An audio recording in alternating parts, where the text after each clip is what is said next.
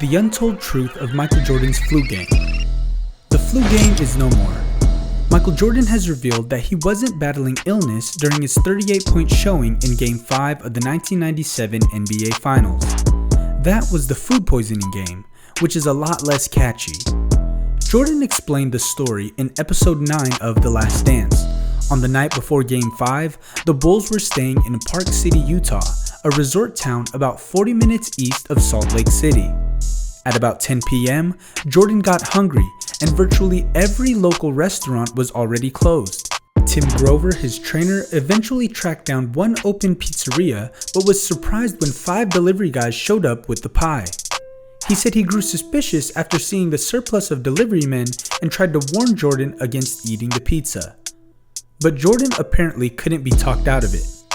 MJ ate the whole pie by himself, spent the next 20 hours throwing up into buckets, then went to an arena and threw some shots into buckets.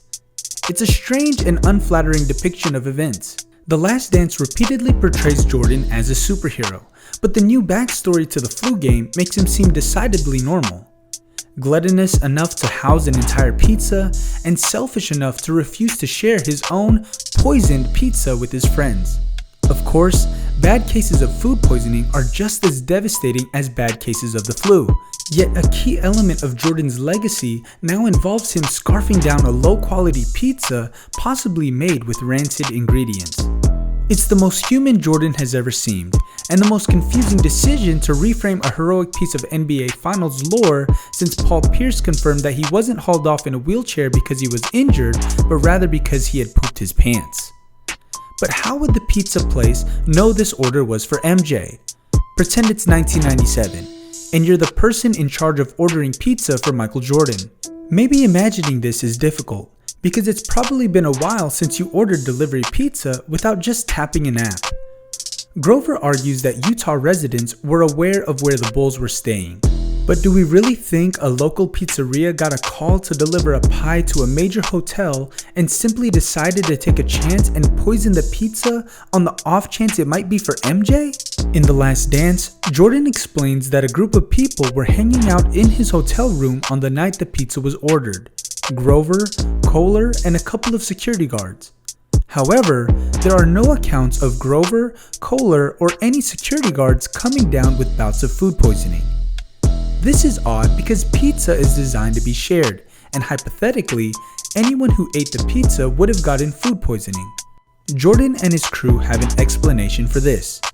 In the documentary, Jordan maintained that he ate the pizza all by himself, and says as much with the same level of pride he showed when discussing his championship-winning shot in the 1982 NCAA tournament. But the documentary apparently leaves out some critical context. Director Jason Hare says that Jordan spit on the pizza to prevent the other guys in the room from eating any. This is unimaginably rude under any circumstances, but remember, these are Jordan's friends. Grover explained how no other local restaurants were open, forcing him to call pizza place after pizza place before finding the one that would deliver.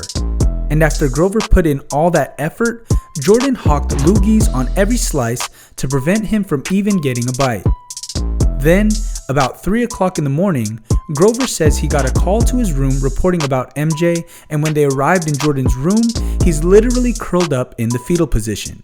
He said he has not known any flu that can hit that fast, but he knows how quick food poisoning can hit you.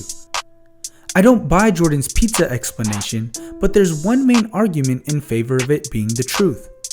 Why would he lie about this?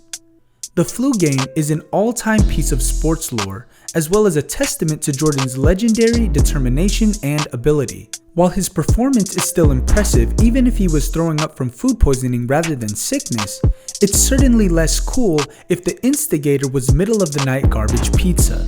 There's only one reason why many can imagine Jordan making up the pizza story.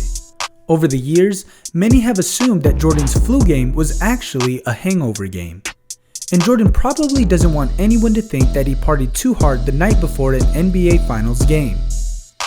Turning the flu story into the pizza story might be an attempt to usurp the hangover conspiracy through a specific explanation for why he felt bad.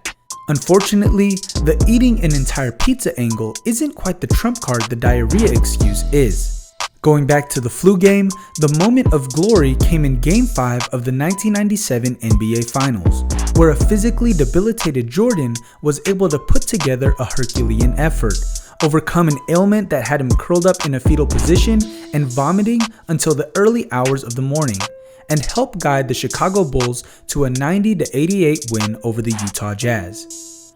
Here are the facts that we can absolutely verify to be true. Jordan did not attend a breakfast he scheduled with Scottie Pippen and Ron Harper the morning of the game. Jordan missed his team's shoot-around prior to the game.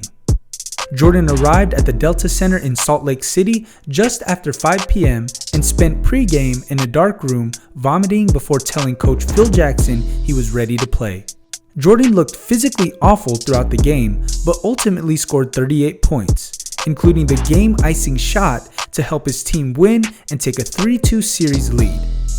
The Jazz did push the Bulls harder in 1997 than any other finals opponent had in previous years, but it seemed like the push wasn't enough and the team made a mistake in underestimating a sick Jordan in the court.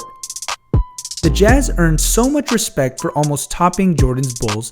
However, the greatest of all time magically turned Game 5 into their advantage. There's a lot we know about the game itself, and some moments beforehand, but if you'll notice, not once was a specific illness mentioned.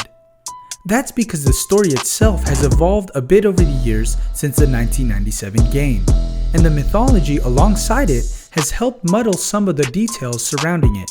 It's been nearly 23 years since one of the greatest moments in the career of arguably the greatest player of NBA history, and fans are no closer to the truth today than they were over 2 decades ago. But the mystique and mythology of the performance remains as strong as ever. It's a game that will continue to be used as something to cement Jordan's status as the GOAT, serve as evidence as to why Jordan is tougher than LeBron James among the Sisyphus wannabes who continue to hash out that debate, and be a source of mystery among basketball fans of how it really came to be. Throughout it all, one opinion will stay the same. The game was ultimately impressive. The MJ Pizza story is baffling from front to back. For many years, no one was asking questions about the flu game. Now, all of a sudden, Jordan has changed our perception of it by presenting a story that's believable only because of how unflattering it is. Regardless of whether Jordan is telling the truth, it's clear he wants us to buy this story. Make sure to keep posted with our videos to keep yourselves updated with your favorite stars' whereabouts. If you like this video, hit the like button and subscribe for more.